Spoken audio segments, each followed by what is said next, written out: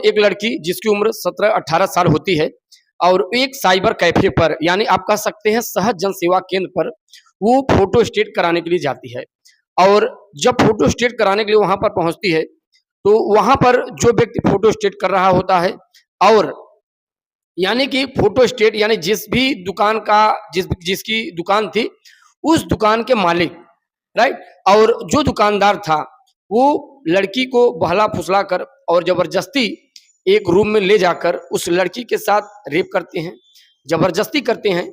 वहां पे लगभग एक के अतिरिक्त लगभग 5 लोग और होते हैं। और दोस्तों आपको बताते चले, यदि आप ये कहानी सुनेंगे कहीं न कहीं आपके भी पैरों तले जमीन खिसक जाएगी। यही नहीं दोस्तों, उस लड़की को विदेश यानी नेपाल में ले जाकर उसके साथ लगभग गलत कार्य कराया जाता है उस लड़की से। और ये गलत कार्य 1 साल नहीं बल्कि लगातार लगभग ये 5 साल चलता रहता है। दोस्तों इसकी आगे की यदि आप कहानी सुनेंगे तो आप भी कहीं ये चीज सुन के हैरान हो जाएंगे। दोस्तों आपको बताते चले, ये कहानी बहराइच की सन 2019 नवंबर माह की लालगंज की है। दोस्तों एक लड़की होती है जिसकी उम्र लगभग 17 से 18 साल होती है। लड़की पढ़ने में बहुत ही होनहार थी और वो लड़की क्या होती है, अपने मार्कशीट या किसी भी चीज को लेकर एक दुकान पर अपना फोटो स्टेट कराने जाती है। यानी जो जन सेवा केंद्र होता है, जो करीब में जन सेवा केंद्र जो अक्सर सुविधा देने वाले होते हैं फोटो स्टेट से रिलेटेड, वो दुकान पर फोटो स्टेट कराने के लिए जाती है। अब वहां पर होता क्या है, जब वो फोटो स्टेट कराने के लिए जाती है तो जो दुकानदार होता है वो लड़की डेली का मतलब कि जब वो उसे फोटो स्टेट कराना रहता था वो उसी दुकान पर वो जाया करती थी। दुकानदार करता क्या था, उस लड़की से अक्सर बदतमीजी किया करता रहता था। एक दिन क्या करता है, किसी तरीके से उस लड़की को बहलाता फुसलाता है। और दोस्तों आपको बताते चले, उस लड़की को बहला फुसलाकर कहीं न कहीं उसके साथ घिनौना कार्य का अंजाम देता है। एक बार क्या होता है दोस्तों, वो दुकानदार उस लड़की को अकेले में पाकर बातें करता है और बातें करने के बाद लड़की को कुछ न कुछ लालच देता है और लालच देकर कहीं न कहीं वो जब दुकान में खुद और उस लड़की को भी अकेले पाता है, एक रूम में ले जाकर बैठाकर उससे कुछ बातें करता है। पहले तो दोस्तों वो बातें करता है, बातें करने के बाद कुछ समय बाद उस लड़की से अनावश्यक कार्य करना शुरू कर देता है, यानी अनावश्यक तरीके से आप कह सकते हैं यौन संबंध बनाना शुरू कर देता है। अब होता क्या है, वो दुकानदार इतना चालाक था, इतना गलत कार्य उस लड़के के साथ करता है, उसके साथ यौन शोषण तो करता ही है, यहाँ तक कि वो दुकानदार उसकी कहीं भद्दी और क्लिप वीडियो बनाता है, कुछ फोटो भी निकालता है। अक्सर दुकानदार उस लड़की को ब्लैकमेल करके उसके साथ घिनौना कार्य का अंजाम दिया करता था। दोस्तों ये जो कहानी है ये बहराइच लालगंज की 2019 नवंबर माह की है। दरअसल दोस्तों जब वो दुकानदार उस लड़की के भद्दे वीडियो जब बना लिया था, कहीं भद्दे वीडियो उसकी क्लिप निकाल लिया था, फोटो निकाल लिया था, तो उस लड़की को अक्सर ब्लैकमेल करता था।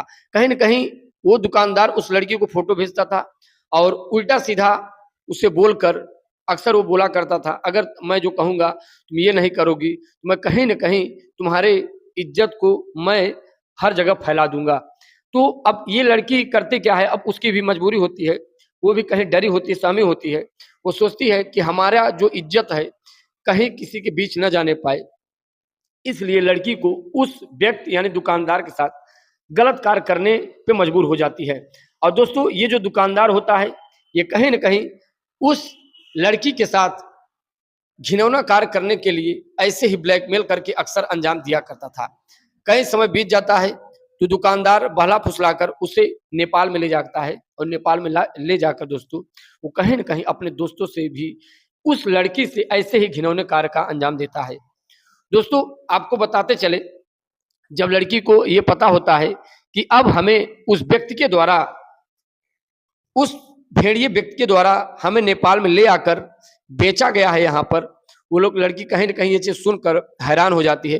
हालांकि वो लड़की नेपाल पुलिस को भी ये चीज़ कहीं न कहीं वहाँ जब छूटती है किसी बहाने नेपाल पुलिस को भी बताती है, लेकिन वहाँ पर कोई एक्शन नहीं लिया जाता।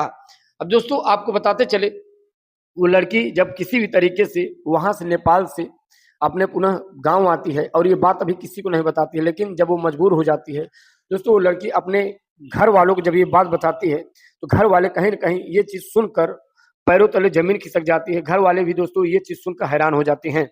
अब यहाँ पर दोस्तों होता क्या है, अब बार बार वो दुकानदार उस लड़की को परेशान करता था, कहीं न कहीं फ़ोन करता था।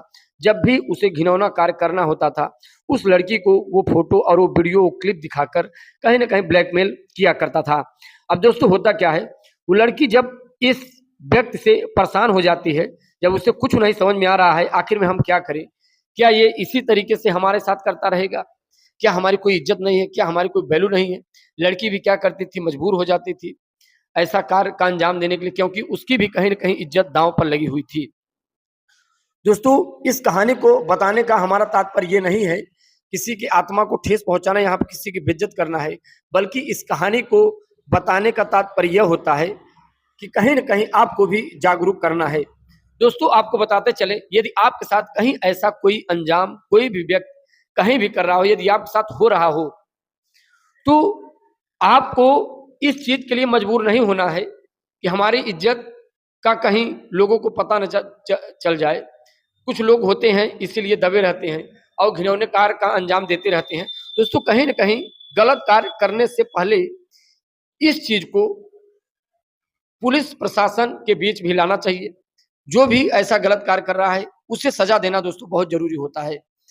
अब दोस्तों होता क्या है, वो लड़की क्या करती है, खुद बचने के लिए, दूसरों को भी बचाने के लिए वो क्या करती है, जाती है पुलिस प्रशासन, पुलिस चौकी पर जाती है, थाने पर जाती है। जब वहाँ पर जाती है, तो पुलिस प्रशासन, थाने वाले उसकी कोई बात भी नहीं सुनते। वो एक बार नहीं, कई बार जब थाने में रिपोर्ट लिखाने जाती है, प्रशासन के लोग उसकी बात नहीं सुनते, प्रशासन के लोग सबूत माँगते हैं। कहीं न कहीं प्रशासन के लोग भी सही से उसकी परवाह नहीं करते। वो हैरान हो जाती है और वो पाँचों लोग उसे लगातार ऐसे ही परेशान करते रहते थे। अब वो लड़की जो थी मजबूर हो जाती है, वो ऐसे ही थाने और चौकी का चक्कर लगाती रहती थी। एक दिन उसके दुकान को एक दिन उस लड़की के दिमाग में आता है, आखिर क्यों न हम इस घटना को, इस बात को कहीं न कहीं पुलिस कप्तान को पास ले जाएँ। जब दोस्तों वो बहराइच के वरिष्ठ पुलिस अधीक्षक यानी कप्तान एसएसपी के पास जब वो जाती है अपनी बात लेकर, और वो अपने पूरे 5 साल की जर्नी, 5 साल की कहानी बताती है, तो जो प्रशासन के अफ़सर होते हैं, उनके भी दोस्तों कहीं न कहीं पैरों तले ज़मीन खिसक जाती है और प्रशासन के लोग हैरान हो जाते हैं। हालाँकि इस लड़की के साथ जो हुआ, चलो ठीक है, बहुत इस लड़की के साथ जो हुआ वो बहुत बहुत सही नहीं हुआ, लेकिन हमारे जो प्रशासन के लोग हैं, इस लड़की के साथ कोई गलत अच्छा सलूक नहीं कर रहे हैं। इस लड़की को इंसाफ नहीं दे पा रहे हैं, ये सबसे बड़ा गलत काम है। अब वो अफ़सर जो होते हैं, कप्तान जो होते हैं, उनके अंदर क्रोध आता है, गुस्साते हैं।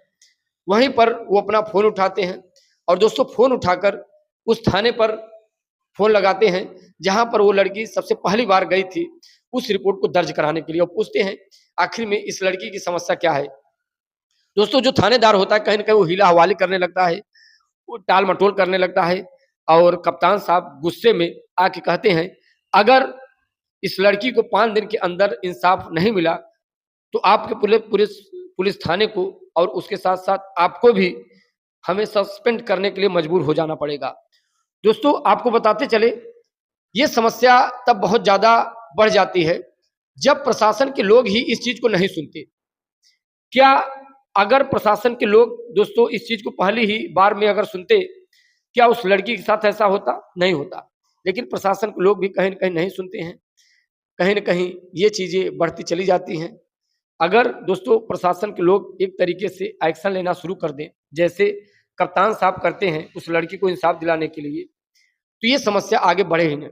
चलिए दोस्तों, आगे नेक्स्ट कहानी के साथ मुलाकात करते हैं। जय हिंद, जय भारत।